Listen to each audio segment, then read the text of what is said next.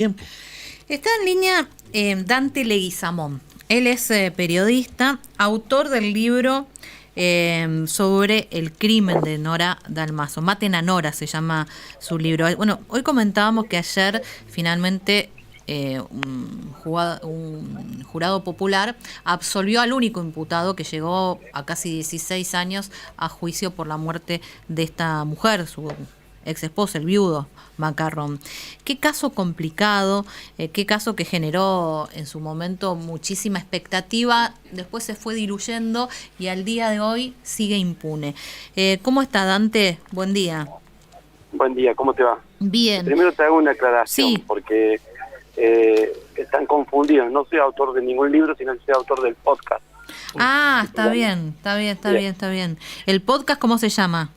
Maten a Nora, sí. Ok, o sea que está bien el nombre, pero no es un libro, sino son los podcasts. Está perfecto, Sí, gracias por la aclaración. Bueno, empezamos de atrás hacia adelante, ¿no? Único imputado, el viudo, llega a juicio, jurado popular, ustedes allá tienen incorporado el jurado popular, el fiscal no logra sostener la acusación, se lo absuelve, el crimen queda impune. Ayer un periodista cordobés le preguntaba al hermano si era el crimen perfecto, porque no hay culpable.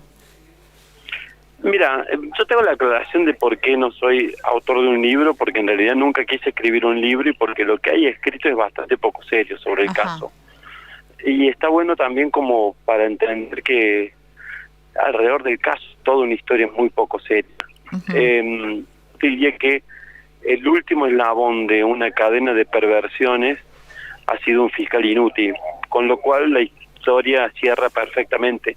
Yo no creo que el crimen perfecto exista, pero sí existe un sistema judicial cordobés que ha dejado en evidencia muchísimas de sus falencias, hasta el punto de que desde hace mucho tiempo sabíamos, los que conocemos el caso, que esto iba a terminar como termina. O sea, ¿no te sorprendió?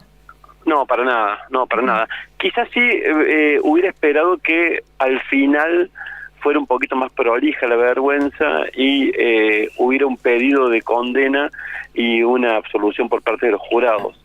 Pero ni siquiera se arriesgaron a eso, digamos. Ni siquiera el fiscal acusó para que el pueblo, entre comillas, como se llama el jurado, decida. Y ahí también tenés toda una postal de qué fue, de cómo fue este proceso, cuya perfección a la hora del crimen está puesta justamente en eso que te digo, que no hubo desde el primer momento un sistema que funcionara en una provincia que es la segunda provincia de la Argentina y que se vende hacia afuera como la provincia prolija y etcétera, etcétera. ¿Pero tenés una sospecha firme de quién mató a Nora Dalmazo?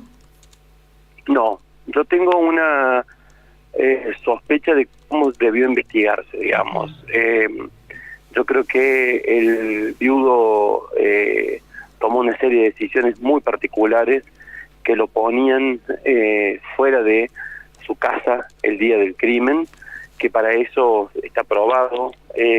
Tomó una serie de decisiones, convocó una serie de personas, realizó una serie de actividades públicas como para armar un territorio que puede ser llamado una coartada, que lo alejaba del lugar del crimen. Eso está claro. Sí. Por otro lado, está claro que hubo una investigación que llevaron adelante los investigadores iniciales, que tenía algunos ribetes interesantes, pero terminaron recurriendo a los métodos que recurre la policía de la provincia de Córdoba, que históricamente ha recurrido, que es secuestrar, torturar, para lograr confesiones falsas. La pista, ¿y a qué me refiero con esto? La pista inicial que llevó al pintor Gastón Zárate, el perejil fue ensuciada por la propia policía. Y eso determinó que el perejil fuera sobreseído.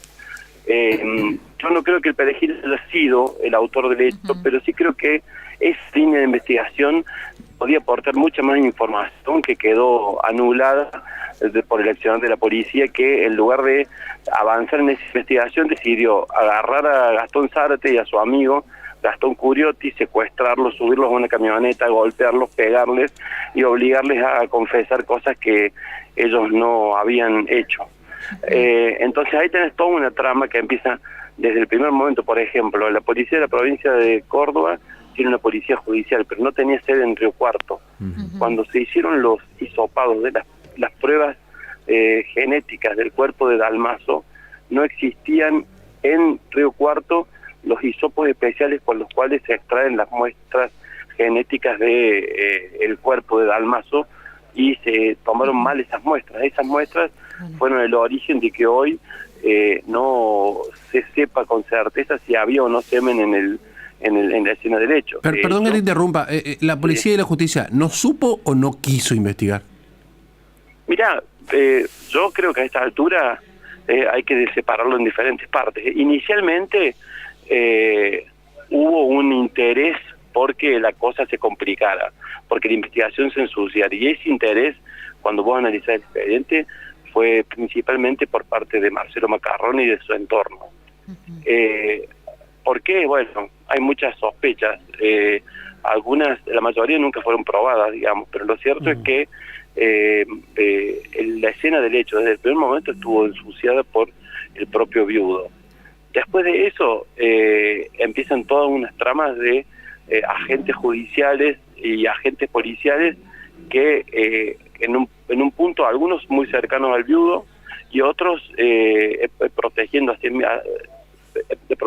a sí mismos después de los errores y horrores que se habían cometido, siguen cometiendo errores, siguen encubriendo errores cometidos, y se va haciendo toda una bola de nieve que después es muy difícil desentrañar. Y finalmente un sistema judicial cordobés que cuando ya estaba claro que el caso iba a prescribir, hace una evaluación política de la situación y dice: ¿qué preferimos? ¿Que esto prescriba por sí mismo o conviene políticamente armar una pantomima de un juicio y decir que se fracasó pese a que se intentó, o aceptar directamente que se fracasó? Bueno, decidieron armar la pantomima del juicio, que fue esta pantomima tener a 8 jurados titulares, más 4 suplentes, más fiscal, más acusados, más medios de comunicación durante 40 jornadas, escuchando testimonios para finalmente que el fiscal no acuse, el jurado popular no pueda actuar y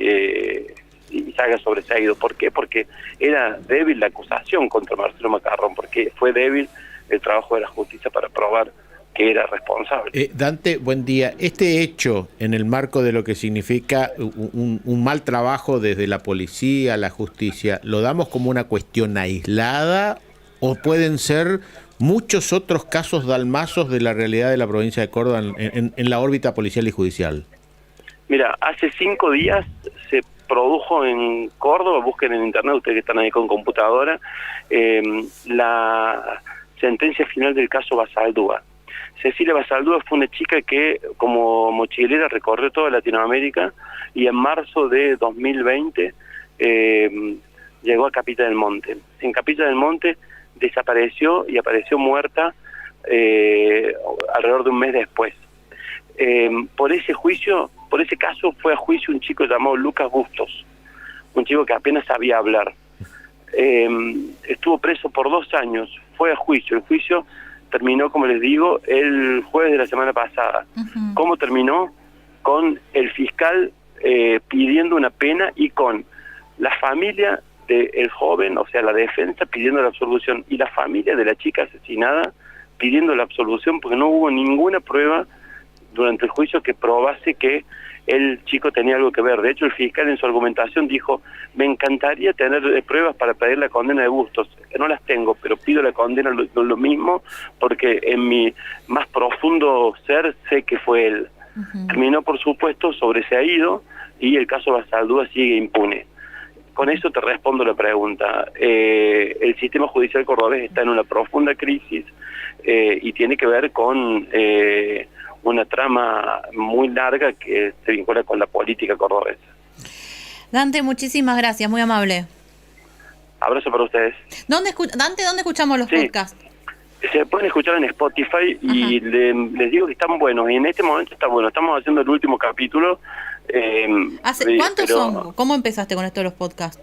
Con este son 4 tema? capítulos, porque mira, yo he cubierto mucho el caso. Siempre digo que es un caso que odio, porque fíjate, les voy a contar una cosa. El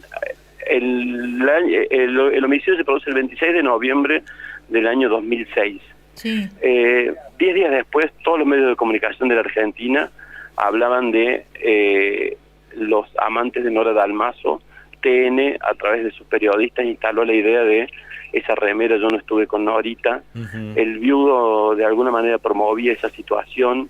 Todos los medios nacionales ejercían su propia violencia de género contra Nora Dalmazo, y yo en un medio muy chiquitito contaba que todo era falso y que ella tenía una sola relación para ella, que era con un contador llamado Guillermo Albarracín. Recién 10 años después eso se pudo confirmar, y desde entonces, desde que pasó el hecho, siempre entendí que este era un caso muy particular, que tenía un caso real que estaba muy mal investigado y un caso mediático que hacía que a la gente no le importe la verdad. Por eso el podcast se llama Maten a Nora, alguien quiere la verdad, y lo cierto es que nadie quiere la verdad, o por lo menos ninguno de los poderosos involucrados o de los cercanos involucrados, y me refiero al viudo, me refiero a la familia, me refiero a los hijos. Nadie quiere que se sepa la verdad del caso Dalmazo. Entonces el podcast tiene ese perfil, cuenta de algún modo en los 4 capítulos anteriores por qué no va a haber un acceso a la verdad, por qué no va a haber justicia, y en este último vamos a contar de algún modo esto que les estoy contando yo ahora. Dante, gracias. Abrazo, chau. Bueno, Dante Leguizamón, periodista, acá tengo en Spotify, Maten a Nora. Son 4 capítulos, como él bien contaba. El primero es Triunfo Premeditado. Después, Esa Nora Perfecta. El tercer capítulo, Las Muertes de Nora. Y el cuarto, Los Juegos de Macarrón. Y bueno, nos anticipó que está preparando ya el último, ya con la resolución de este juicio, que deja impune su crimen. Vos sabés que estuve en enero del